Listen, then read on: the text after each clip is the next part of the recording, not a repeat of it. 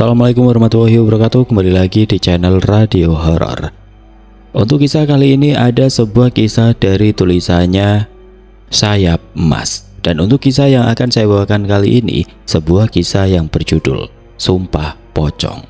Sebelum kita lanjut ke ceritanya, tekan dulu tombol like video ini dan jangan lupa tekan juga tombol subscribe channel ini. Nyalakan juga lonceng notifikasinya agar tidak ketinggalan cerita-cerita lainnya. Dan buat teman-teman yang pengen belanja-belanja, nanti silahkan saja klik etalase yang ada di pojok kiri bawah, atau teman-teman bisa kunjungi link pembelian yang ada di kolom deskripsi. Dan seperti apa untuk kisah kali ini, langsung saja kita masuk ke ceritanya.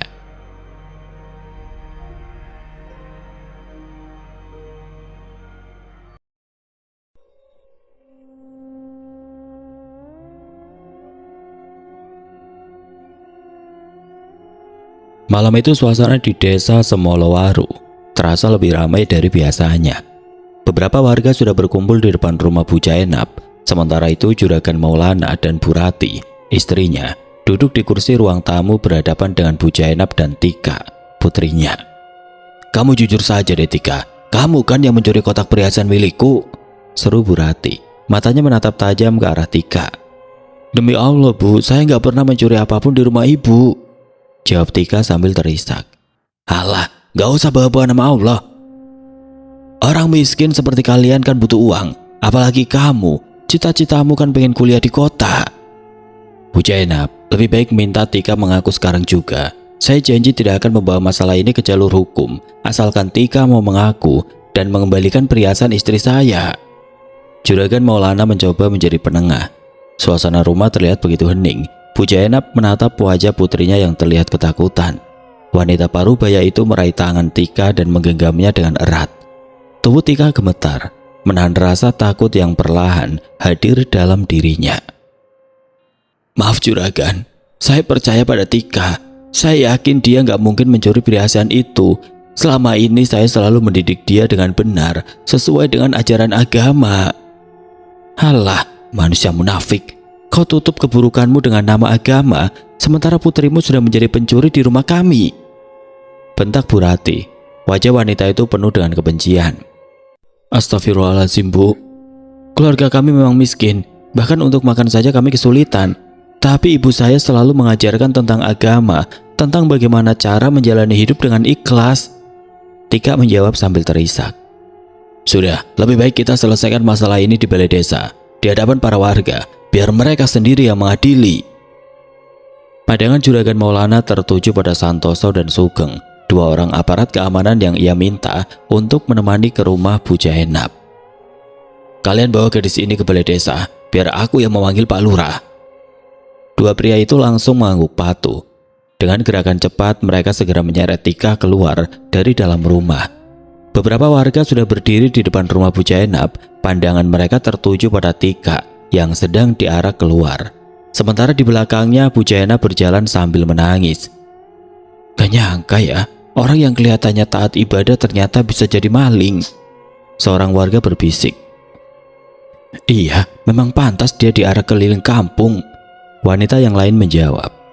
Kisah ini terjadi sekitar 6 tahun lalu, tepatnya di sebuah desa kecil yang ada di pinggiran kota Jawa Timur.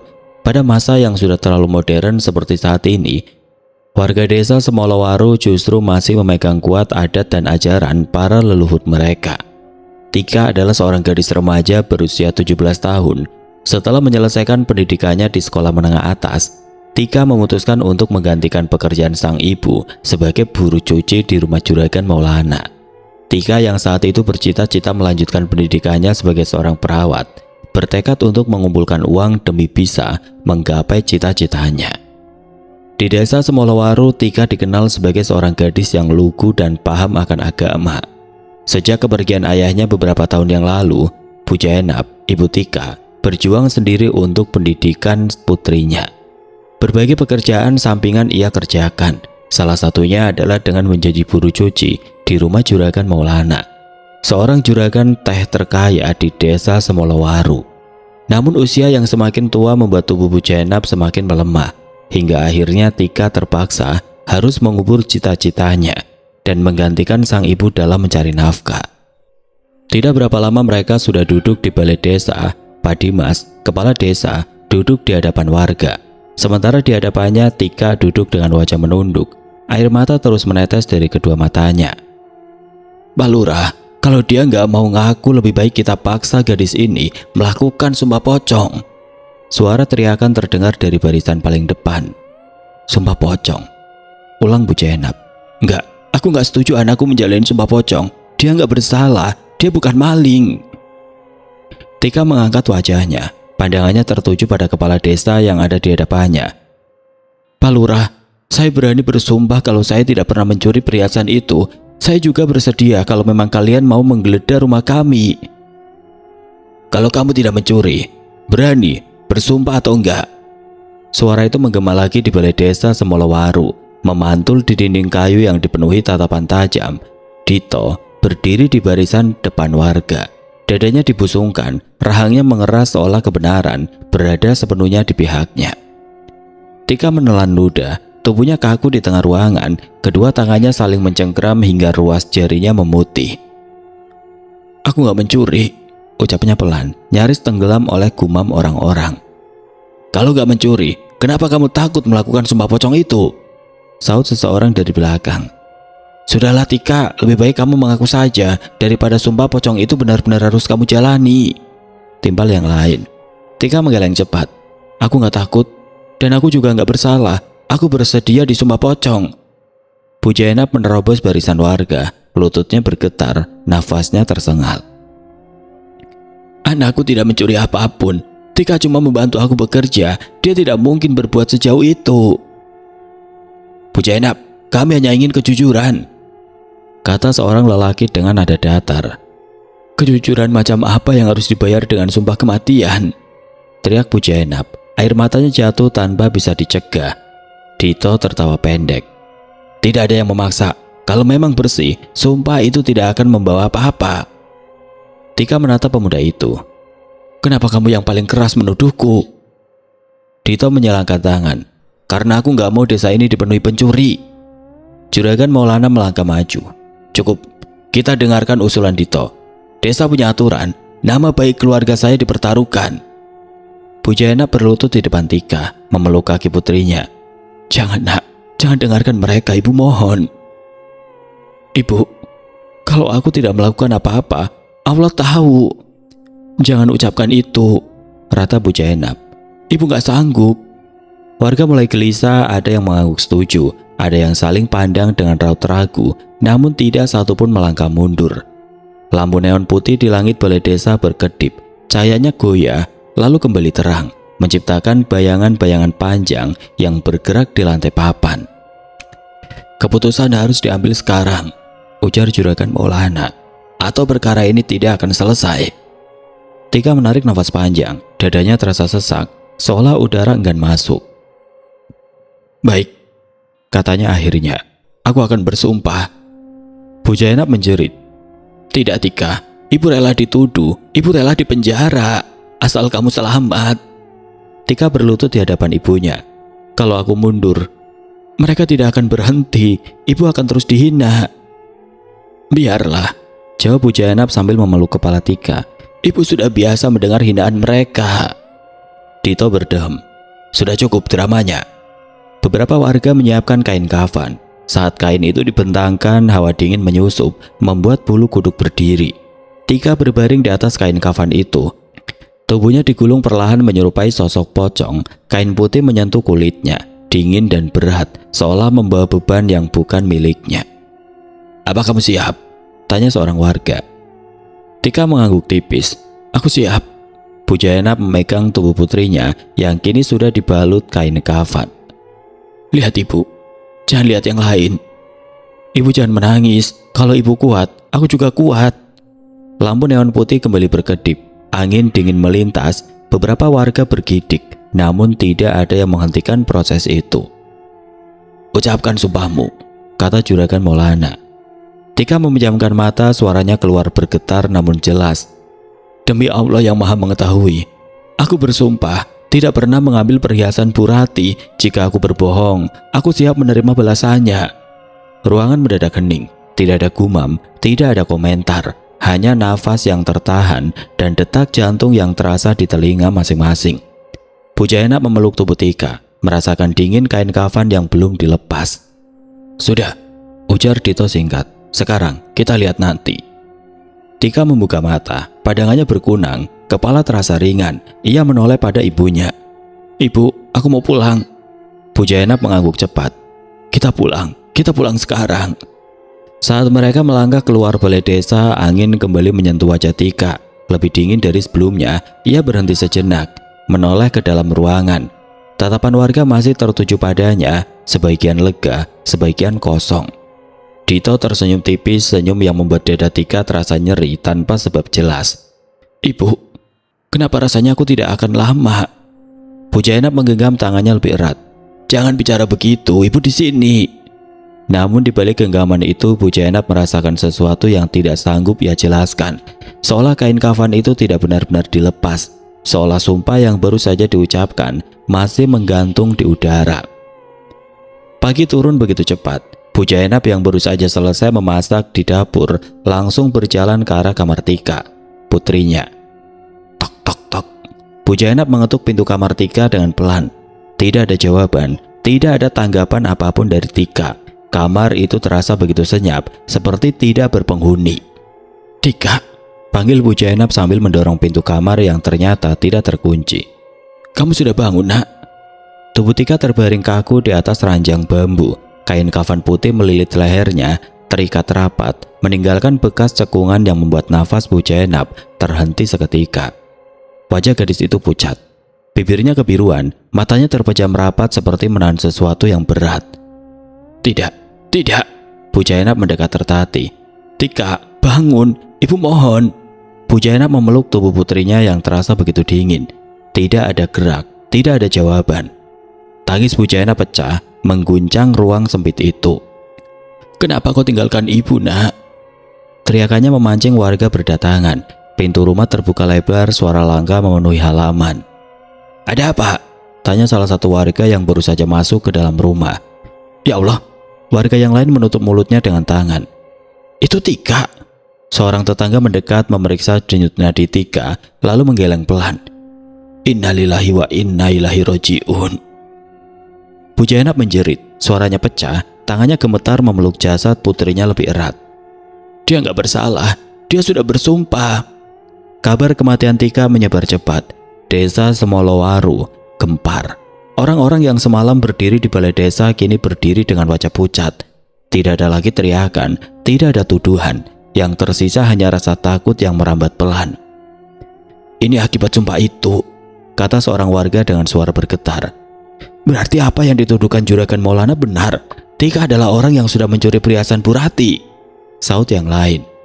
Juragan Maulana datang dengan langkah tergesa. Matanya menyapu tubuh Tika, rahangnya mengeras. "Bagaimana bisa?" tanyanya pendek.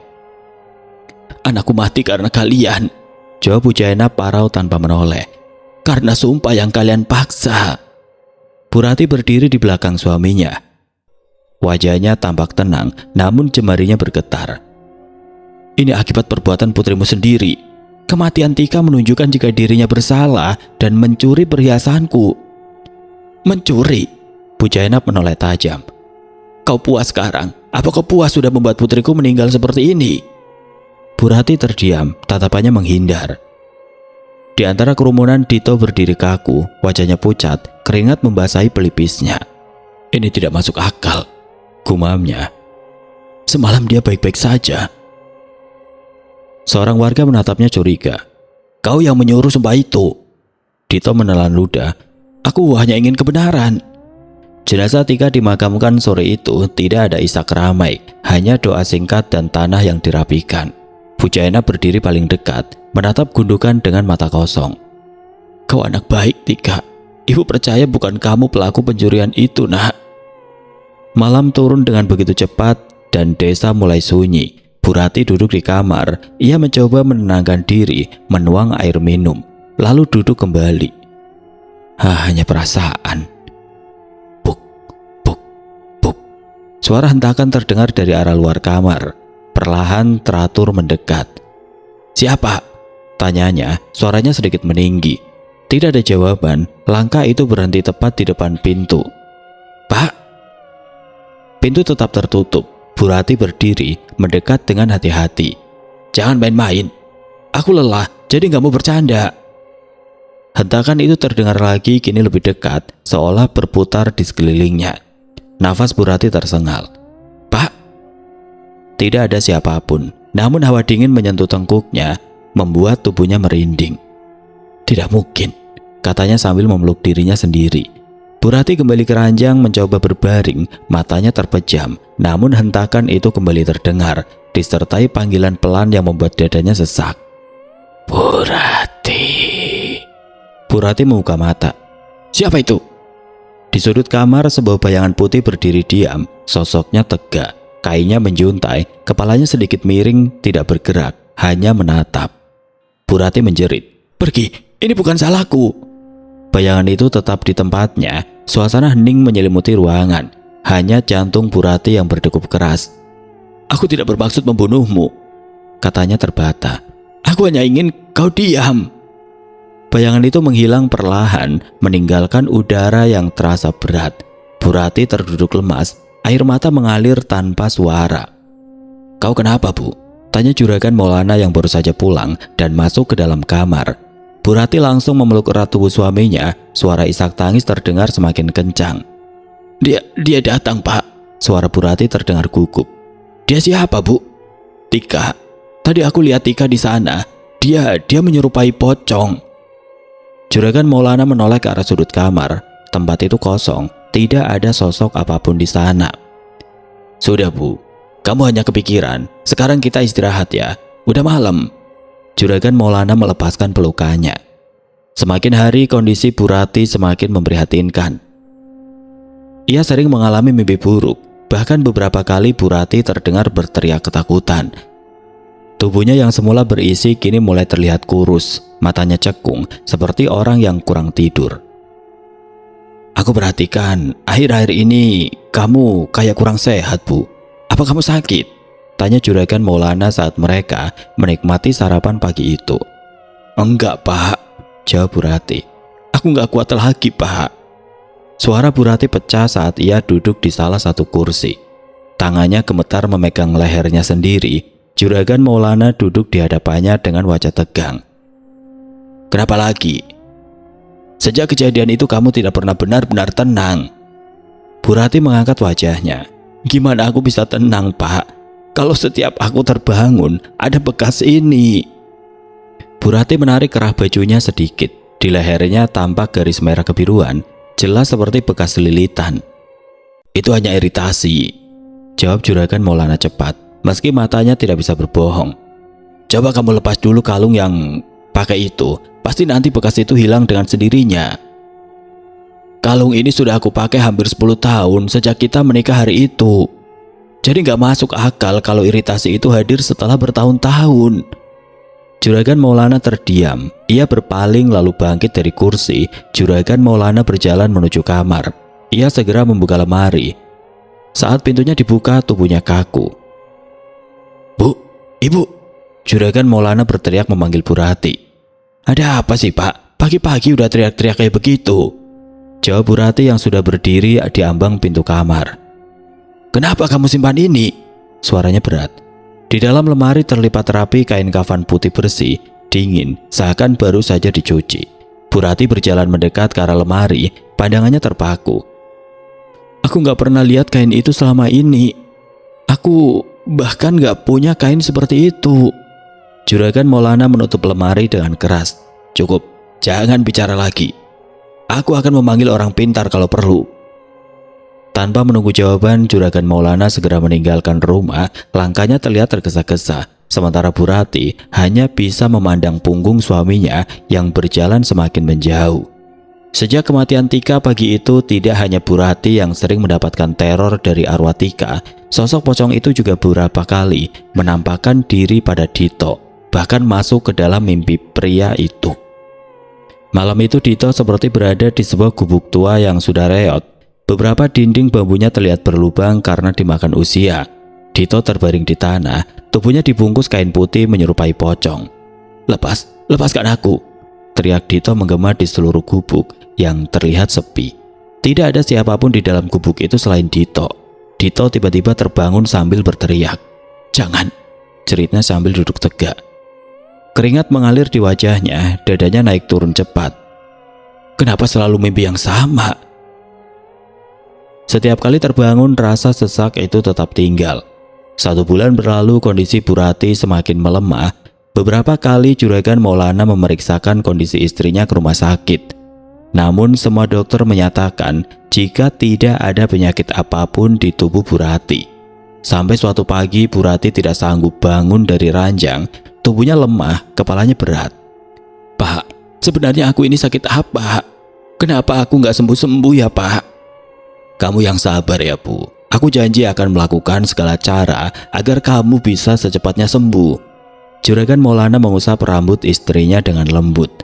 Sore itu sepulang dari kebun teh miliknya, Juragan Maulana memutuskan untuk pergi ke rumah Pak Karim, seorang sesepuh desa. Dengan suara bergetar, Juragan Maulana menceritakan perubahan yang dialami istrinya sejak kematian Tika saat itu. Bahkan kini Bu Rati istrinya tidak lagi bisa melakukan aktivitas seperti biasa. Pak Karim duduk tenang mendengarkan cerita. "Sumpah yang dipaksakan itu tidak akan berhenti sebelum kebenaran keluar," katanya akhirnya. "Apakah itu berarti arwahnya tidak tenang?" tanya Juragan Maulana. "Bukan itu.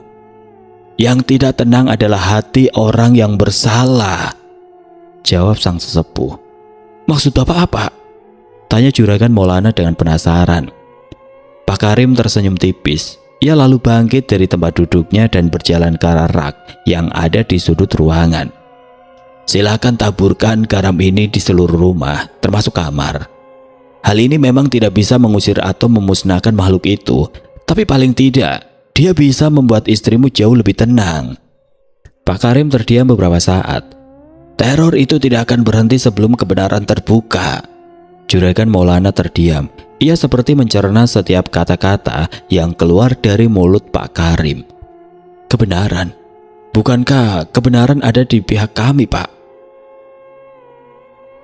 "Juragan Maulana, saya tidak bisa masuk terlalu dalam pada masalah ini. Tapi yang pasti apa yang Juragan lihat dan ketahui itu berbeda dengan kenyataan yang sebenarnya." Setelah berbincang-bincang cukup lama, Juragan Maulana langsung berpamitan pulang. Tangannya menenteng kantong plastik hitam berisi garam kasar pemberian Pak Karim. Semua ucapan Pak Karim seolah terus terdengar di telinga Juragan Maulana. "Kebenaran? Kebenaran apa yang belum aku ketahui?" Juragan Maulana bergumam dalam hati. Beberapa saat kemudian setelah tiba di rumah, Juragan Maulana segera melakukan apa yang diperintahkan oleh Pak Karim. Ia menaburkan garam di sekitar rumah dan kamar, sementara di atas ranjang Bu Rati masih terlelap dalam tidurnya. Malam semakin larut, suasana desa semakin sepi. Bu Rati yang sejak tadi terlelap kini sudah terbangun dari tidurnya. Ia terbaring dengan mata terbuka, nafasnya teratur, namun pikirannya kacau. "Pergilah, aku sudah cukup menderita." Suara hentakan terdengar mendekat. "Siapa?" tanyanya dengan suara hampir tidak terdengar. Tidak ada jawaban, ranjang terasa bergetar ringan. "Aku minta maaf, aku hanya takut rahasia aku terbongkar." Lampu kamar redup. Di ujung ranjang, sesosok berdiri, tubuhnya terbungkus kain putih, wajahnya pucat, matanya menatap tanpa berkedip. Bu Rati menjerit tertahan. "Jangan dekati aku." Sosok itu tetap di tempatnya. Bu Rati menutup wajahnya. "Aku tidak ingin kau mati." Bu Rati menjerit keras. Juragan Maulana yang saat itu berada di ruang tamu langsung berlari masuk ke dalam kamar. "Ada apa?" Sosok itu seketika lenyap. Bu Rati terjatuh ke pelukan suaminya, tubuhnya gemetar hebat. "Dia di sini, Pak," katanya terisak.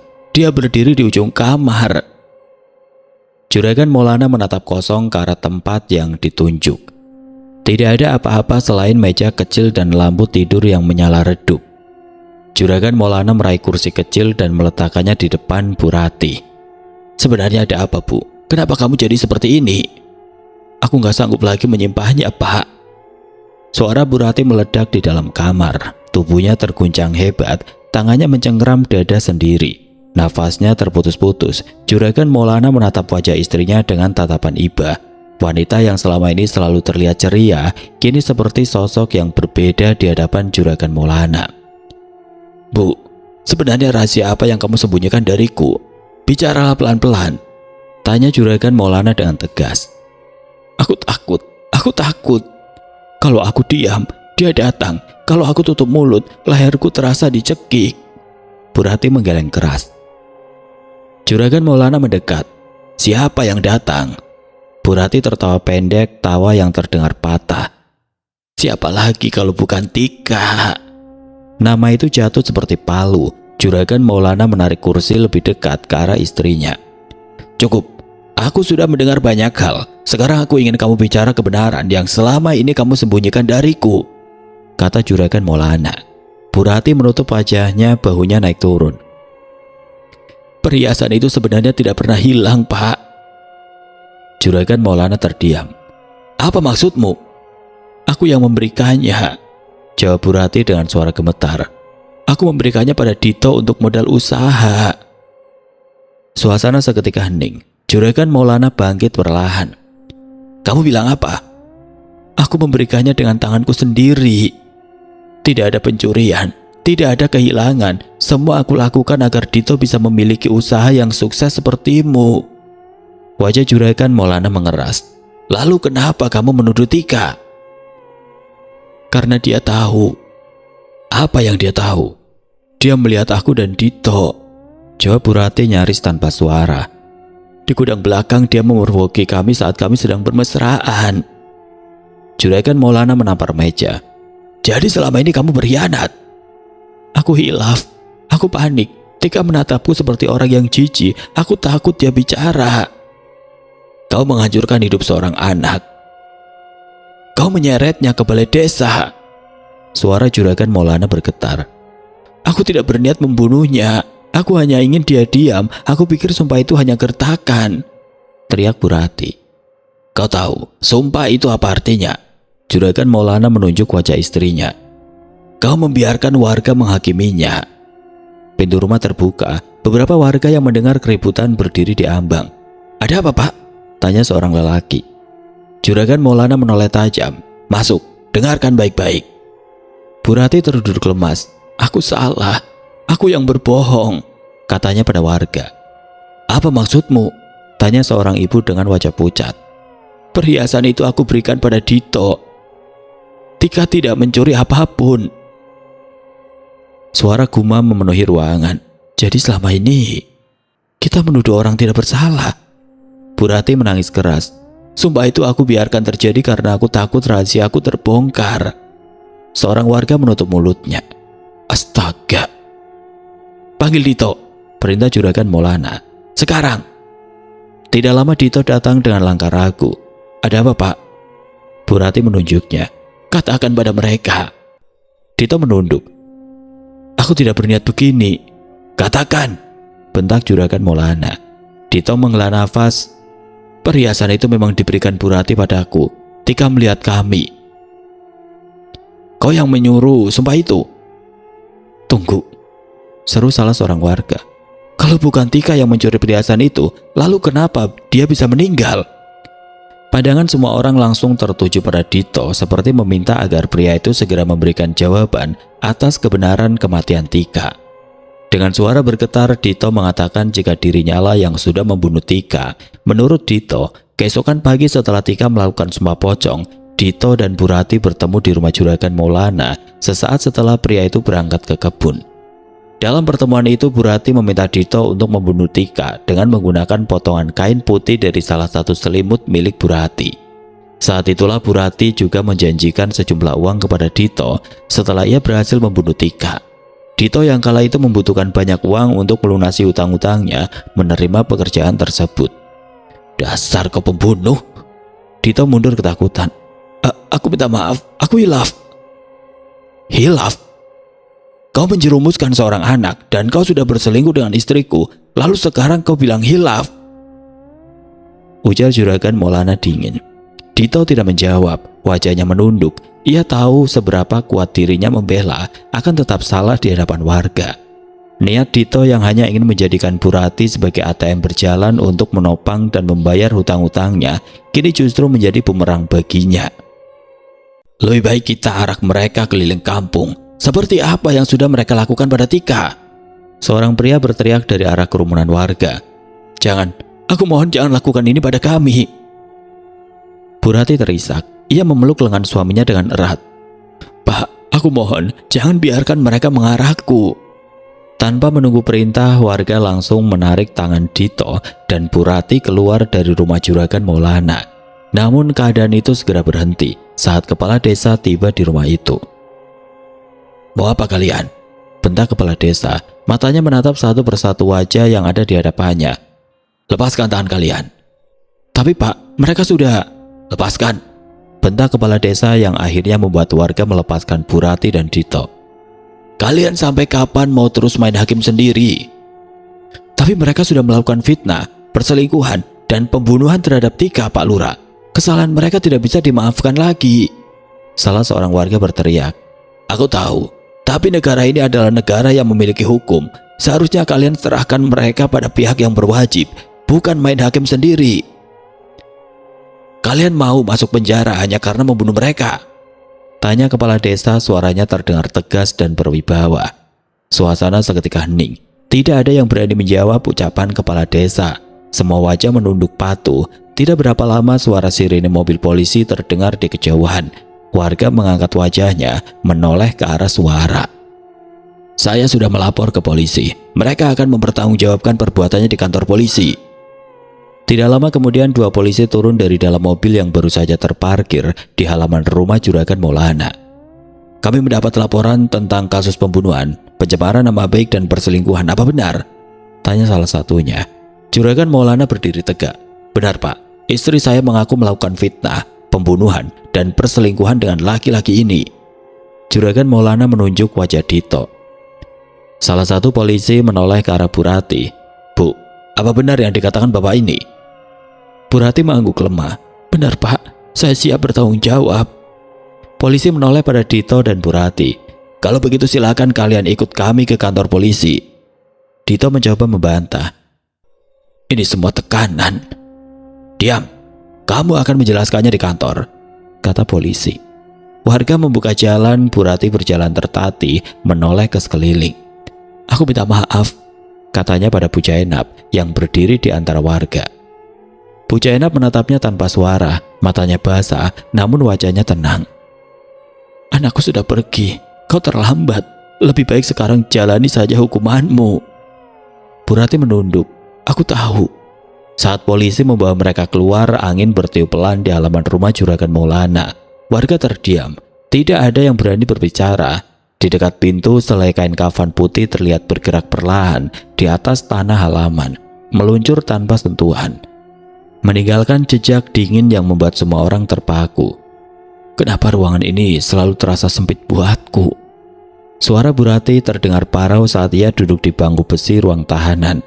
Tangannya mencengkeram ujung lengan bajunya, seolah kain tipis itu satu-satunya penopang agar tubuhnya tidak runtuh. Di depannya seorang sipir berdiri dengan wajah datar. Berdiri, waktunya masuk sel. Bu Rati bangkit tertatih. Setiap langkah terasa berat, bukan karena lantai, melainkan beban yang menekan dadanya. Dito berjalan beberapa langkah di belakang, kepalanya tertunduk, rahangnya mengeras menahan gemetar. Kau dengar itu, Dit? Bu Rati berbisik lirih, suaranya hampir pecah. Langkah itu selalu ada di belakangku. Sudah, lebih baik tutup mulutmu. Jika tahu akan seperti ini, aku menyesal mau menjalin hubungan dengan wanita tua sepertimu. Bu Rati berhenti. Apa maksudmu bicara seperti itu? Dito mendongak. Apalagi yang aku mau dari wanita tua sepertimu selain harta dan uang? Kamu jahat, Dito. Aku pikir kamu tulus, tapi ternyata kamu gak lebih dari seorang bajingan. Sipir menepuk tongkatnya ke lantai. Tidak ada obrolan, cepat jalan. Pintu sel terbuka dengan suara berat. Bu Rati melangkah masuk, diikuti Dito ke sel terpisah. Saat pintu menutup, bunyinya seperti keputusan terakhir yang tidak bisa ditarik kembali. Di dalam sel, Bu Rati duduk memeluk lutut. Bau lembab menusuk hidung, namun bukan itu yang membuatnya menggigil. Ada rasa diawasi seolah sepasang mata menempel di punggungnya. "Kenapa kau terus datang?"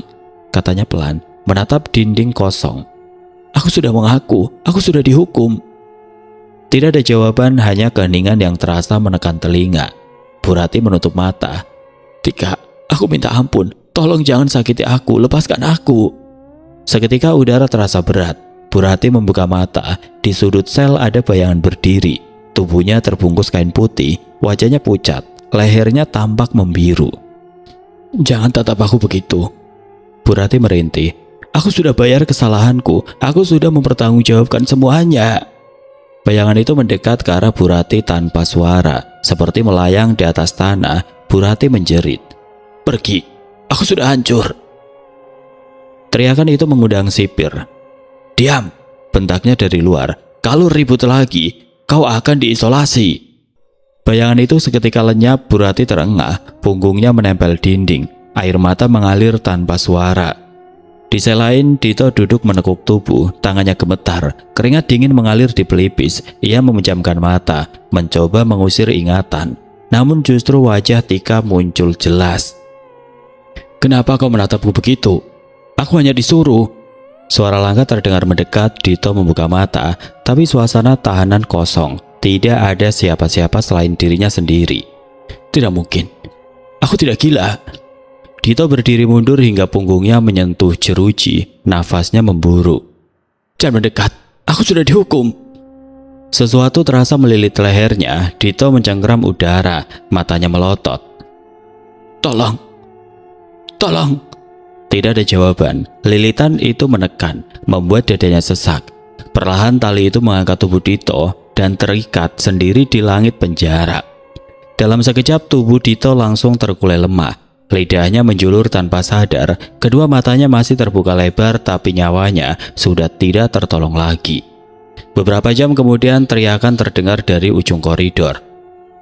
"Penjaga, tolong, ada yang gantung diri." Suara teriakan terdengar dari sel yang berbeda. Seorang sipir berlari membuka sel Dito. Tubuh pria itu tergantung kaku, lehernya masih terikat kuat dengan tali putih, lidahnya menjulur panjang dengan mata terbuka lebar. "Innalillahi wa inna ilaihi rajiun," gumam sipir, wajahnya pucat. "Pria ini sudah meninggal dunia karena gantung diri." Kabar kematian Dito yang diduga gantung diri akhirnya menyebar cepat di seluruh lapas. Bahkan desa Semolowaru pagi itu, salah seorang penjaga menemui Bu Rati di lapas wanita. Ia duduk terpaku saat sipir menyampaikan berita kematian Dito. "Jadi dia sudah mati?" Sipir mengangguk. "Kau tenang saja." Bu Rati tertawa pendek, tawa tanpa bahagia. "Dia sudah selesai, tinggal aku." Malam di sel terasa begitu panjang. Bu Rati memeluk dirinya sendiri.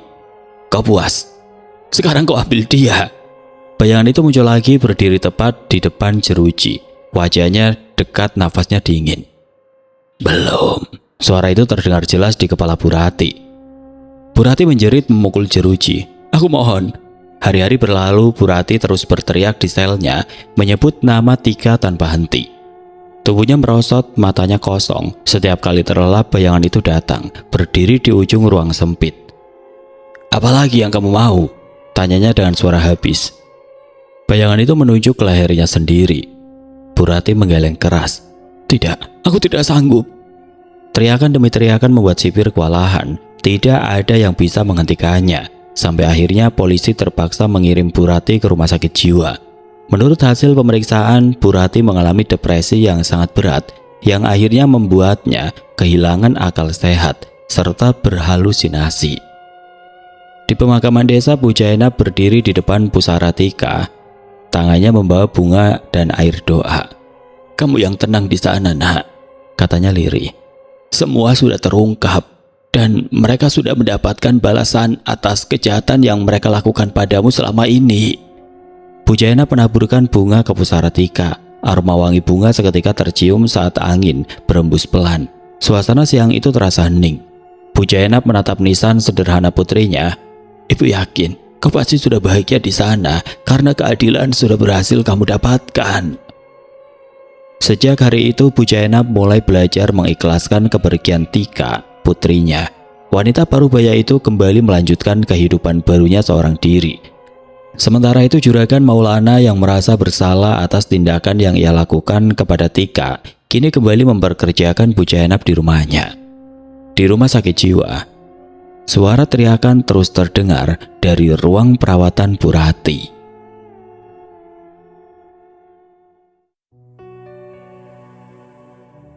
Oke teman-teman, sekian untuk kisah kali ini. Bagaimana menurut kalian tentang kisah ini? Tulis komentar kalian di kolom komentar.